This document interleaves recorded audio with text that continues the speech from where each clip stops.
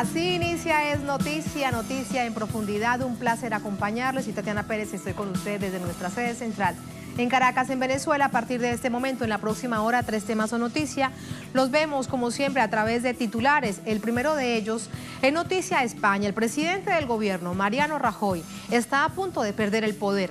Este viernes se votará la moción de censura en su contra. Los votos están listos. Les ofrecemos el análisis de lo sucedido hoy durante esta jornada candente por demás en debate del Congreso. Segundo tema que es noticia, Nicaragua, Comisión de la Verdad denuncia la existencia de grupos radicales que actúan al margen de la ley. El presidente del país, Daniel Ortega, llama de nuevo al diálogo, rechaza los intentos de incriminar al gobierno en los hechos de violencia. ¿Por qué lo que sucede en esta nación centroamericana se compara con los meses de violencia opositora en 2017 en Venezuela? Tenemos el análisis, vamos a ver ese panorama. Y tercer tema que es noticia, Colombia. Esta nación es ya socia global de la OTAN. Nos preguntamos lo siguiente: si el acuerdo es solo de cooperación, como asegura el gobierno Santos, ¿para qué una alianza con una organización que tiene sello de guerras e invasiones, muerte de civiles? Lo analizamos en Noticia, casi comienza. Bienvenidos, bienvenidas.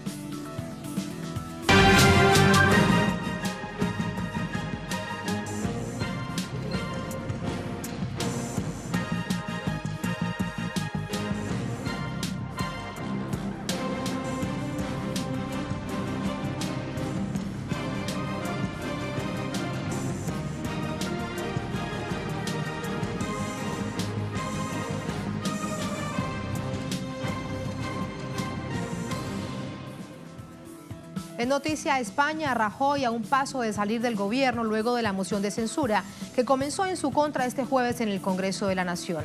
La decisión del conocido caso Gürtel fue la gota que rebasó el vaso. En el candente debate los señalamientos fueron mutuos. Aquí tenemos todos esos detalles. Los 176 votos que requiere el PSOE para sacar al presidente del gobierno español, Mariano Rajoy, parecieran estar listos. El proceso comenzó este jueves en el Congreso con un acalorado debate. Durante la sesión, el líder del PSOE y quien podría ser el nuevo presidente del gobierno, Pedro Sánchez, le pidió a Rajoy dimitir por el bien de la democracia del país. ¿Está dispuesto a dimitir hoy, aquí, ahora? Dimita, señor Rajoy, y todo terminará. Podrá salir de la presidencia del gobierno por decisión propia. Rajoy se defendió argumentando que la verdadera intención de Sánchez es llegar a la presidencia sin pasar por una elección. Por eso ha buscado todos los atajos hasta encontrar este. Ha sido incapaz de convencer a los españoles de que le voten. Pablo Iglesias, líder del partido Podemos, respondió a las amenazas hechas por Rajoy y anunció su apoyo a la moción de censura. Yo estaba sentado en mi escaño esta mañana cuando el presidente Rajoy se ha dirigido a mí y me ha dicho: usted, señor Iglesias, se va a tener que comer con patatas los presupuestos.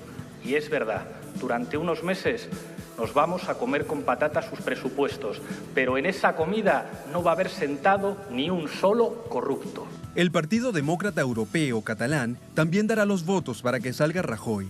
Sin embargo, con su decisión busca favorecer las demandas independentistas de Cataluña.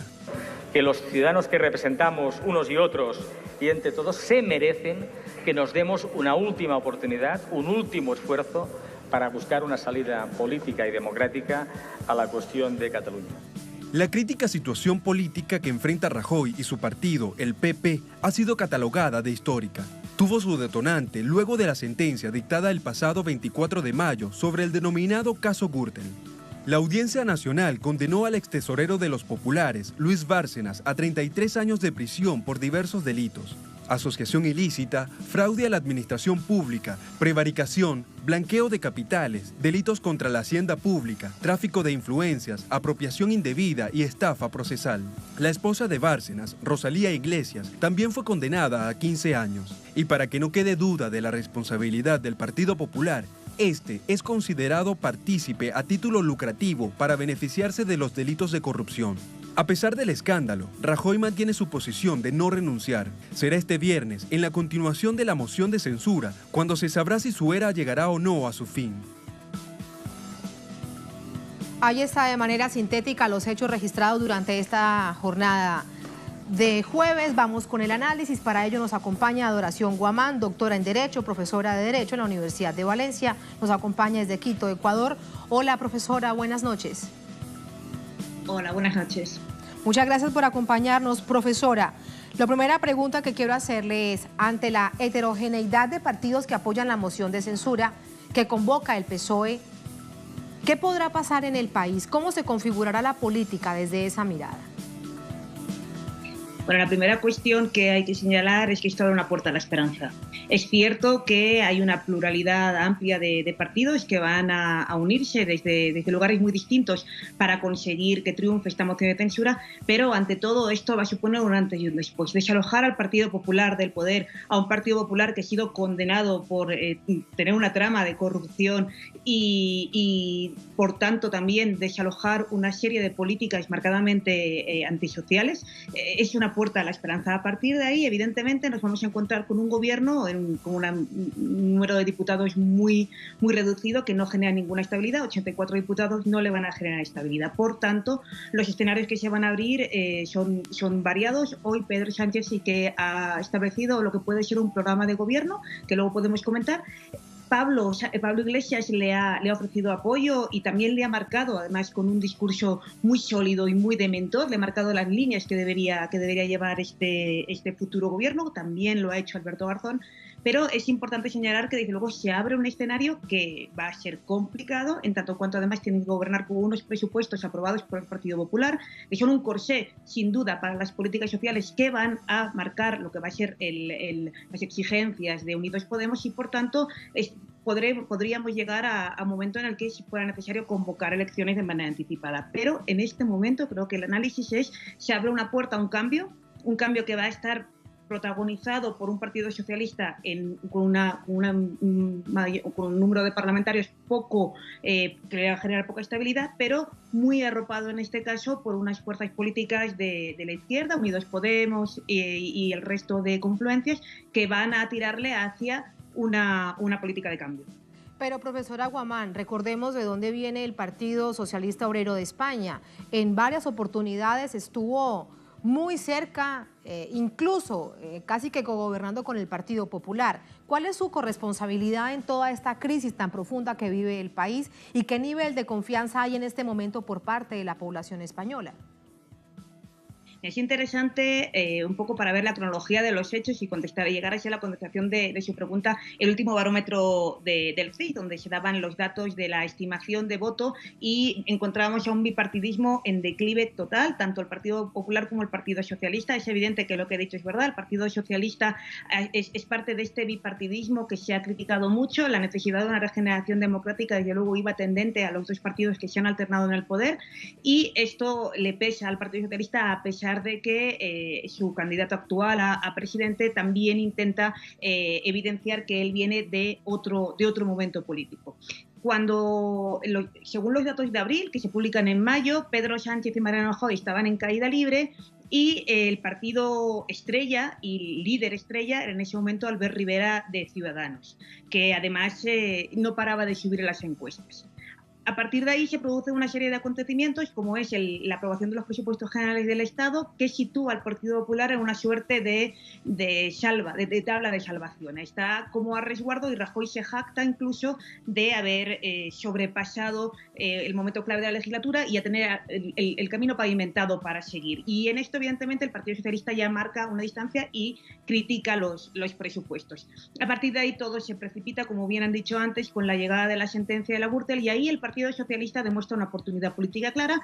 Al día siguiente de la sentencia de la Gürtel, Pedro Sánchez anuncia la moción de censura. Es criticable la propia frase de Pedro Sánchez, y Pablo Iglesias lo reconoce y lo dice muy acertadamente, que Pedro Sánchez se niega a apoyar hace un año una moción de censura que le proponía Podemos. Y esto ha generado un año donde evidentemente las políticas antisociales se han agravado, y esto no se puede olvidar. El Partido Socialista perdió en aquel momento una oportunidad de presentar una moción de censura, la presenta ahora y aún así Unidos Podemos le da el voto de confianza con una advertencia. No es un voto en blanco, es una moción de censura que tiene que ir orientada hacia la generación de un gobierno de estabilidad. Evidentemente, cuando Pedro Sánchez dice antes no se daban las condiciones y ahora sí porque el PP no es el mismo, también hay que recordarle que la sentencia Gürtel habla de una trama construida entre el 99 y el 2005. El mismo partido que en aquel momento estaba dentro de una trama de corrupción y tenía KGB es el mismo que se negaron a desalojar hace un año y ahora desalojan. Aún así, mantengo que esto es una esperanza en tanto en cuanto va a haber un cambio claro, aunque débil, evidentemente, y con una situación de múltiples apoyos que cada uno va a estirar hacia un lado, este cambio es claro.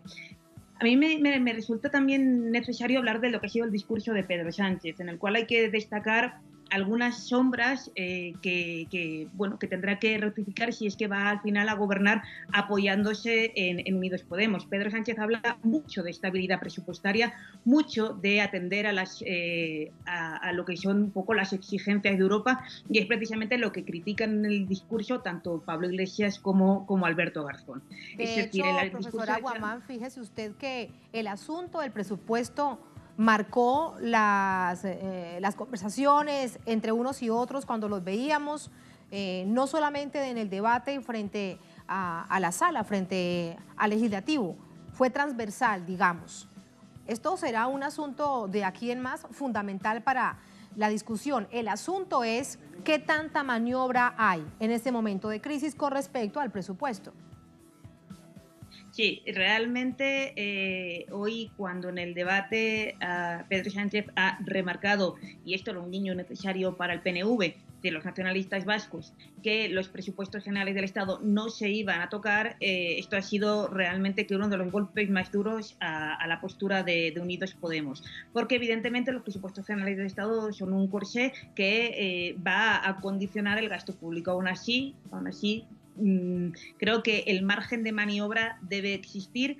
Me preocupa y reitero que Pedro Sánchez ha dicho varias veces que su gobierno va a garantizar la estabilidad presupuestaria y cumplir con los deberes europeos, y esto es el gran corsé, y lo ha puesto perfectamente de manifiesto Alberto Garzón. Creo que ha hecho un discurso magnífico diciendo: nuestro problema son el corsé de la gobernanza y de la estabilidad presupuestaria y de las recomendaciones por país de la Unión Europea, y es el 135 que, por supuesto, apoyó, o sea, que fue obra también del Partido Socialista. Todas estas contradicciones existen y vamos a un momento en el cual se van a dar, en el cual tenemos un corsé de unos presupuestos realizados por el PP, pactados con el PNV, que van a limitar la política. También es verdad que aquí van a haber dos opciones, es decir, si el Partido Socialista elige la vía de ajustarse plenamente a estos presupuestos y no tener ningún tipo de cintura o creatividad dentro del margen que le toca para poder realmente hacer las políticas sociales que le ha planteado como una exigencia indudable tanto Iglesias como Alberto Garzón, pues lo que queda de legislatura se plantea muy corto. Pero a mí me ha parecido que en el discurso de Sánchez la voluntad era otra, no es la voluntad de un gobierno efímero y fracasado, sino de intentar poner en marcha una serie de medidas de regeneración, también en parte social, porque su última parte del discurso ha sido ley de dependencia, seguridad social y sanidad, y parece que esta puede ser una vía que facilite volver poco a poco a las políticas sociales, y también es verdad que todo puede pasar, como hemos dicho antes, y que se convoque unas elecciones pronto. En este caso hay una cuestión fundamental. Albert Rivera ha pasado de ser la nueva estrella en el firmamento político español a un político muy cuestionado y con un discurso de fracaso, y realmente su discurso en la moción de censura ha sido de lo peor que se ha escuchado. El rostro refrescado de los populares ahora con otro nombre. Ahora bien, profesora, me voy a otro punto del estudio para recordar a nuestra audiencia cómo quedó la votación con miras a lo que pueda suceder mañana, y ya seguimos con el análisis. Aquí está, miren ustedes, así quedó la cosa. La posición de los grupos tras la primera sesión. Mayoría absoluta, 177 de 350 escaños, ya tienen 180, quiere decir esto entonces que hay quórum para la jornada de este viernes. ¿Quiénes votaron a favor? Partido Socialista Obrero de España, Unidos Podemos, ERC, PDK, TNB, que son los independentistas vascos, Compromís, EDBUD y Nueva Canarias. Así están los que votaron a favor y conforman 180. Abstención, Coalición Canaria, es solamente un voto. Los que votaron en contra de la moción de censura, por supuesto, era de esperarse, los populares con 134 votos, Ciudadanos, de los que estábamos hablando, que bien hacía referencia a nuestra invitada, Albert Rivera, con 32, y Foro Asturias con un voto. En este contexto, me regreso con nuestra invitada para preguntarle, ¿crees que es posible, profesora Guamán, que cambie alguna de esta votación en la jornada de este viernes? ¿Crees políticamente que alguien, en medio de maniobras y de intentos de cambiar el resultado pueda darse? No, yo creo que ya es imposible. Por supuesto, es todo, si fuera así, todo indica que podría ser los votos de los nacionalistas vascos, pero yo creo que Euskadi Buru Batzar ha dicho clarísimamente que la Gürtel trasciende lo jurídico, la Gürtel exige un posicionamiento político y un antes y un después, y bueno, tenemos que tener claro que esto va a ser la votación definitiva. Me parece que no va a haber un cambio. Doctora Guamán, muchísimas gracias por este análisis, profesora. Un placer y muy buenas noches. Allí la teníamos, estaba con nosotros la profesora de la Universidad de Valencia, en este momento desde Quito, Ecuador, con ese análisis. A manera de síntesis, lo compartimos también con ustedes lo que hemos visto durante esta jornada. Partido Nacionalista Vasco apoya moción de censura contra Rajoy. Aquí está, ampliado para ustedes. El PNV informaba que apoya la moción de censura promovida en contra del presidente del gobierno, Rajoy. La moción de censura fue presentada por el PSOE contra Rajoy por implicaciones en actos de corrupción en los que se encuentra el Partido Popular por el caso Gürtel. Es muy importante, muy interesante, eso nos faltó por el análisis, lamentablemente se nos cayó el sonido de la invitada del PNV. Rajoy tiene dos opciones: dimitir y evitar que se lleve a cabo la moción, o someterse al voto de la mayoría parlamentaria que finalizaría su mandato. Si Rajoy escoge dimitir, corresponde al rey Felipe VI citar a todos los grupos parlamentarios para sopesar las opciones de los distintos candidatos para ser investidos. Luego de esto se hará un llamado a elecciones. En todo caso, el escenario va a ser mucho más claro mañana. ¿Y por qué les decía yo que con respecto al PNV las cosas son muy interesantes? Bueno, porque tiene una postura muy clara con respecto, por ejemplo, al presupuesto. En un momento, el año anterior, por ejemplo, fueron aliados del Partido Popular. Ahora votan en su contra, se van con el PSOE, pero exigen que el presupuesto se mantenga. Así las cosas. Nos vamos a la primera pausa en esta emisión de Es Noticia. Al volver, Es Noticia Nicaragua. Comisión de la Verdad denuncia la existencia de grupos radicales que actúan al margen de la ley. El presidente Ortega llama de nuevo al diálogo y también de nuevo rechaza intentos de incriminar al gobierno en hechos de violencia. Y nos preguntamos lo siguiente: ¿por qué lo que sucede en este país centroamericano se compara con los meses de violencia opositora de 2017 en Venezuela? Lo veremos al volver en Es Noticia.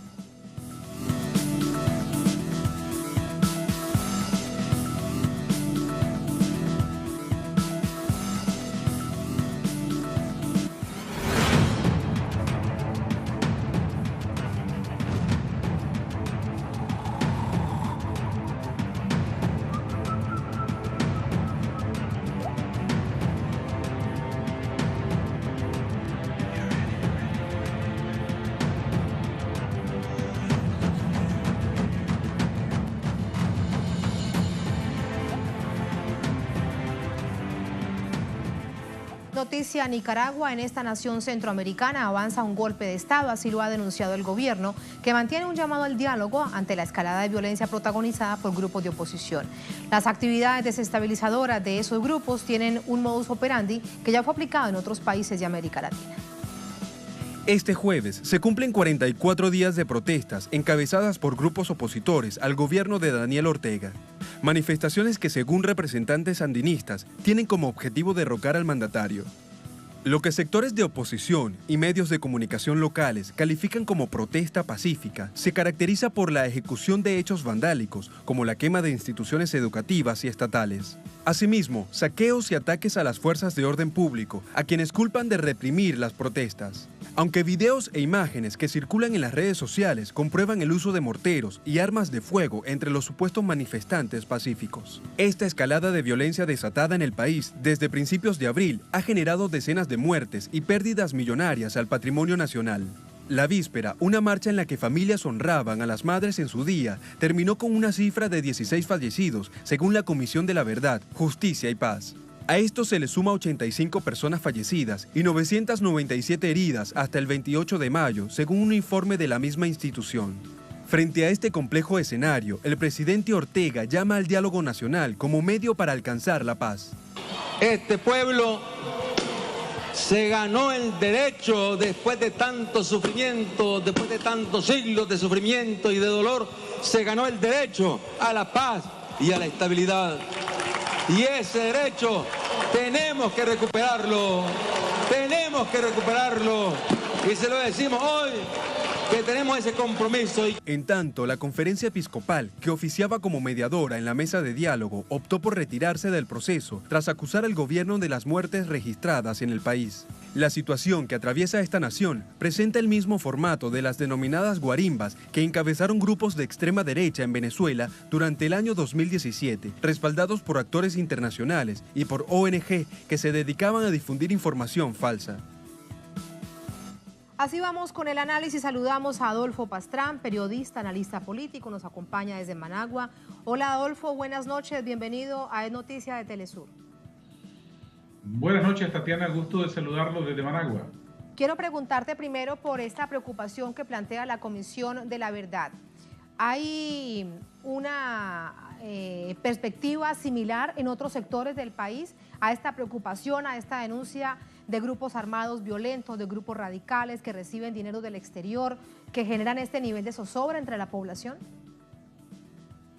Bueno, evidentemente que la paz que tenía Nicaragua hasta hace 2 meses, que nos ufanábamos de ser el país más seguro de Centroamérica, de América Latina, un país estable que tenía perspectivas de futuro, eso se ha derrumbado por estas violentas jornadas de protestas que han desembocado en muertos, heridos, lamentablemente mucho dolor y luto para la familia nicaragüense, pero del que también se han aprovechado grupos delincuenciales para generar violencia, saqueos, pillaje, destruir al margen totalmente de la ley. Eso están desatados, gente que hace tranques para obstaculizar las carreteras, para evitar el libre tránsito de personas y de mercancía, y cobran un peaje económico para poder pasar. Eso ha tenido un enorme impacto.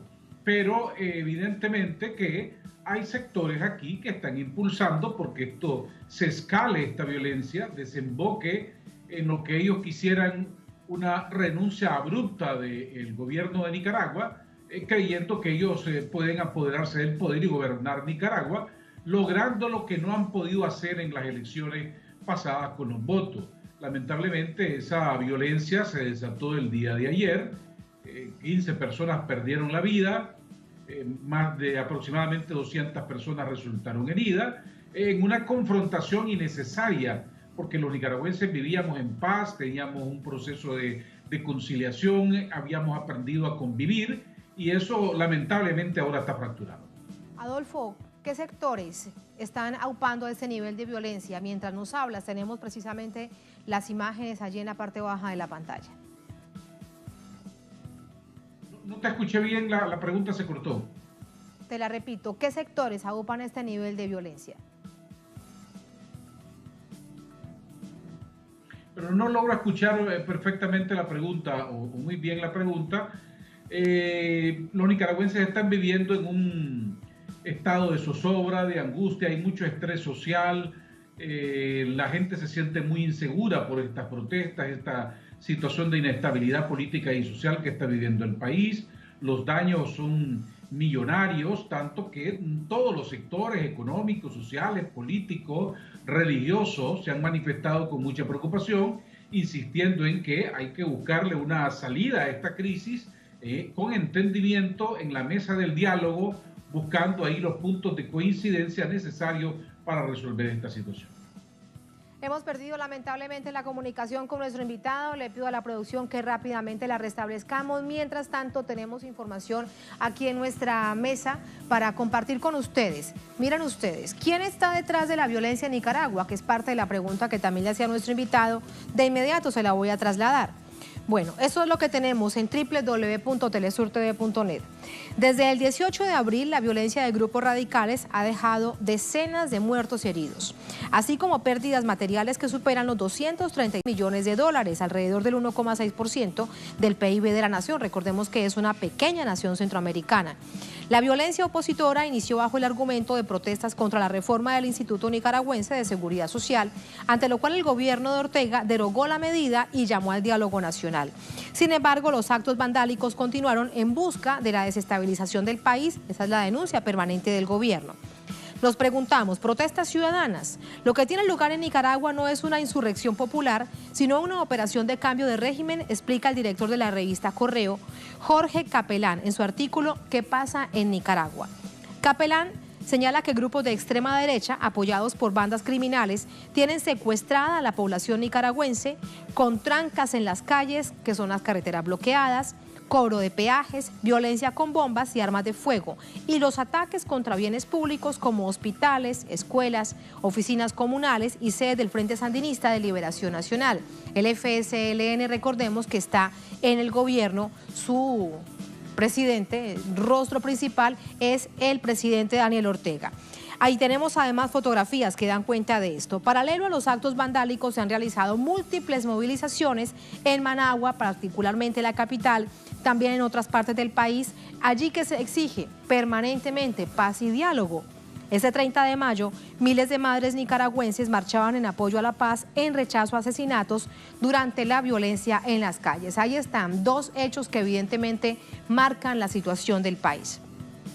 Esto decían: en Nicaragua no hay una insurrección popular en contra del gobierno, sino por el contrario, la resistencia de todo el pueblo sandinista y no sandinista contra un proyecto diseñado por y para las élites financieras y poderosos sectores de los Estados Unidos, con el apoyo de sectores también poderosos de la Unión Europea, es lo que ha reiterado el invitado que teníamos para la preparación de este artículo. Tenemos de nuevo a nuestro invitado, Adolfo Pastrán, periodista, analista político, nos acompaña desde Managua. Hola Adolfo, ¿me escuchas bien? Adolfo, ¿me escuchas? Hola de nuevo, buenas noches. Dificultades en la comunicación, lamentablemente, así nos vamos a la segunda, última pausa de esta emisión de Es Noticia. Al volver les hablamos de otro hecho que es noticia.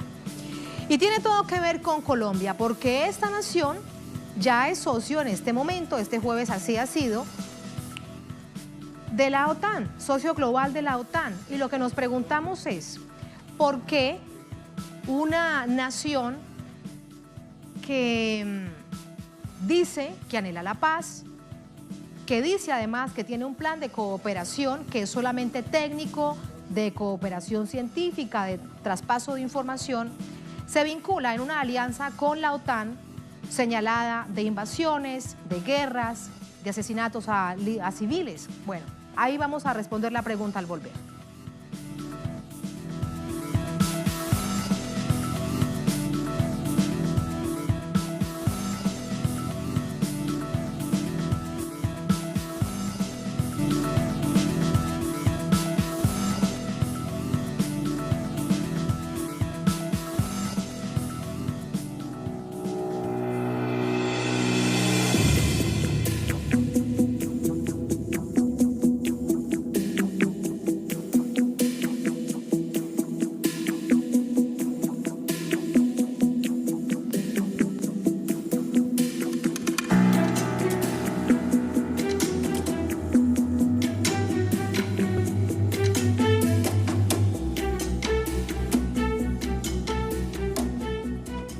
Es noticia, Colombia oficialmente este jueves esta nación andina ingresa a la OTAN como primer socio global latinoamericano, decisión que es considerada como una amenaza para la paz y estabilidad de la región.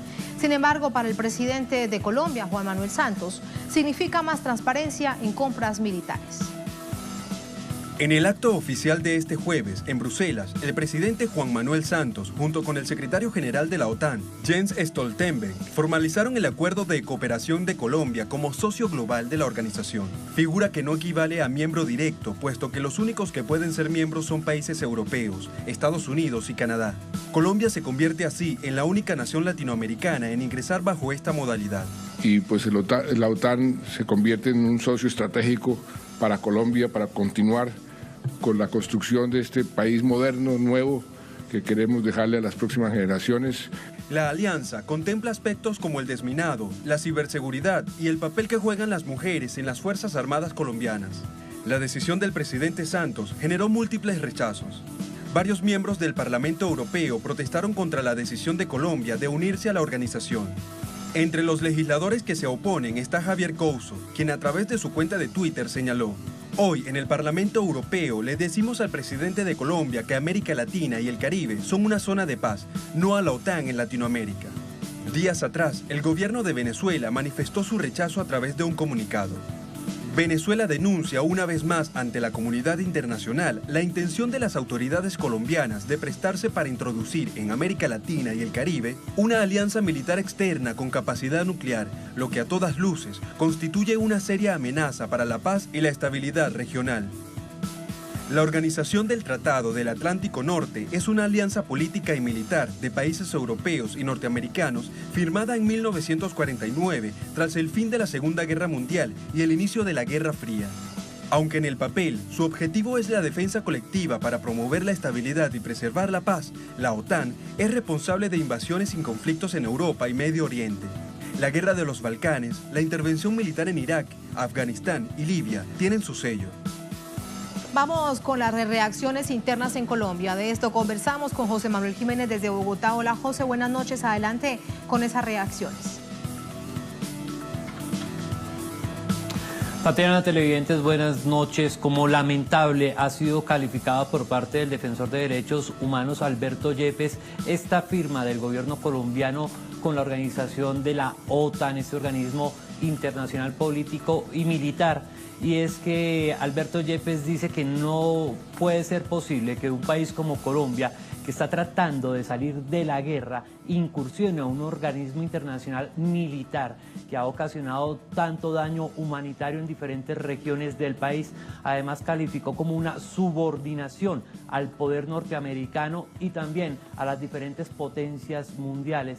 Y es que recordémosle a los televidentes que la OTAN ha intervenido en países como Afganistán, Libia y también en Serbia, donde el drama humanitario luego de esta intervención ha sido grande y que todavía se vive en estos países. También ha dejado luego de estas intervenciones unos vacíos políticos y de gobierno donde se aprovechan diferentes empresas multinacionales de estas potencias para ingresar y generar sus riquezas y dejar a esos países en la miseria. Tatiana, esta decisión lamentablemente no ha sido registrada desde esta arista de la historia y de la política por medios nacionales tradicionales. Por el contrario, se ha celebrado este acuerdo como si fuera una gran victoria del gobierno colombiano, teniendo en cuenta que se sigue con la política militarista del gobierno de Juan Manuel Santos y de los anteriores gobiernos, donde Colombia se enfrenta en pocos días a una gran decisión, si continuar por ese camino militar o continuar por los caminos que conducen a un país en paz luego de 50 años de guerra. Entonces, la situación no es fácil y el ambiente en el país está más concentrado hacia los candidatos presidenciales. Tatiana.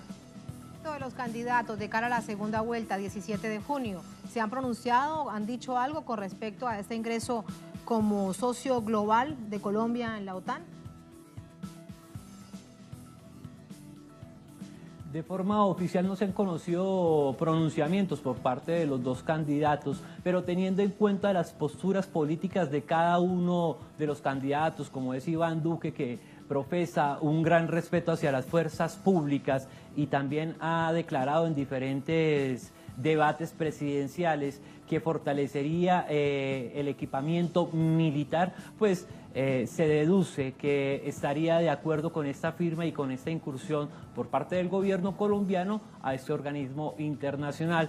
De otro lado tenemos la arista del candidato Gustavo Petro, que es más proclive a un gobierno de transición menos militarista y más de inclusión y recuperación de derechos adquiridos durante los últimos años por parte de los diferentes ciudadanos en Colombia. Gracias, José, por esta información. Buenas noches. Buenas noches. Directamente de organizaciones de derechos humanos, no por parte de los candidatos. Esta decisión ya la firma oficial el gobierno colombiano, el presidente Santos, avanzaba en esa intención de ingresar como socio global de la OTAN desde el año 2013. Hoy es una realidad. Vamos con el análisis.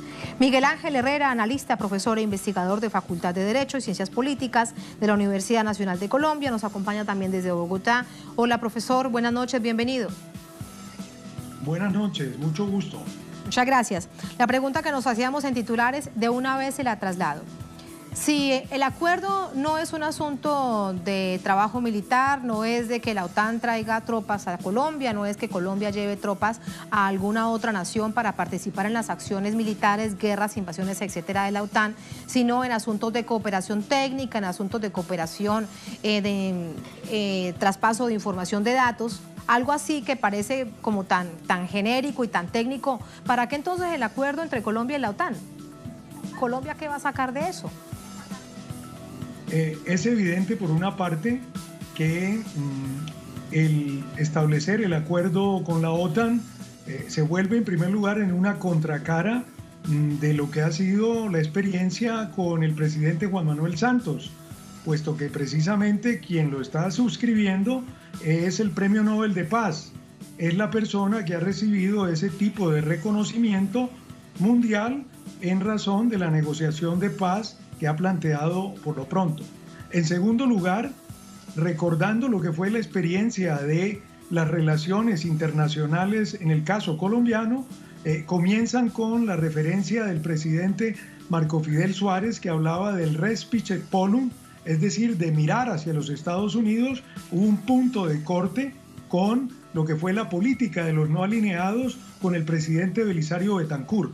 Así que es indudablemente un giro, por decirlo menos, a la derecha, y aparentemente coincide con la circunstancia de entrar a ser parte de la OCDE, como si fuera una suerte de contraprestación que se paga para entrar al club de los buenos manejos en materia de gobierno y administración. Así que los beneficios, propiamente hablando, insistiendo del punto de vista político y olvidándose de lo militar, pues eso no se los puede creer nadie. Sin embargo, no conocemos ni se conoce todavía cuáles son los términos puntuales de esa negociación y del acuerdo que ha materializado y anunciado con bombo y platillo el presidente Santos. Sorprende que en Colombia solamente activistas de derechos humanos se pronuncien y planteen el nivel de gravedad que esto significa, que esto implica para Colombia. No se pronuncian candidatos a la presidencia, no se pronuncian activistas, políticos en medio de una campaña presidencial, en un momento de tantos desafíos para Colombia. Sí, no me queda ninguna duda que el candidato presidencial que representa las fuerzas de la reacción y la derecha, es decir, Iván Duque, no tiene la menor intención de echar para atrás ni ponerle tacha a ese acuerdo. En lo que tiene que ver con el otro candidato, con el candidato que expresa el bloque de la paz, el que está comprometido con los escenarios de los demócratas, los independientes y los sectores de izquierda, él ha hecho unas afirmaciones en el día de hoy recordando el criterio de la autodeterminación de los pueblos y haciendo precisamente mención en esa circunstancia al caso de Venezuela. Así que no veo por qué tendría que haber una lectura y una consideración diferente cuando uno y otro, conociendo lo que puntualmente se establece, haya un pronunciamiento que defina ese mismo criterio y a la vez cuánto le va a costar a Colombia en términos de erogaciones adicionales ser parte de esta organización que responde precisamente a el tiempo previo a lo que es el tercer milenio. Es jugar un poco bajo las lógicas ya perimidas de los tiempos de la Guerra Fría. Profesor Herrera, ¿esto implica, por ejemplo, entrega de soberanía? Es indudable que en el escenario de estas organizaciones internacionales y haciendo la lectura de lo que personas como Harry Negri han llamado la era del imperio, por supuesto que se afectan, se comprometen las soberanías de los países. y en esos términos es también no solamente asunto de riesgo, sino un punto de contraste con lo que, por ejemplo, una de las cabezas, la cabeza de ese orden imperial representada en la figura de Trump, están haciendo ellos el ejercicio al revés, tratando de señalar límites a los acuerdos globales en términos de los intercambios comerciales, en términos de los ejercicios, digamos, pacíficos del orden global.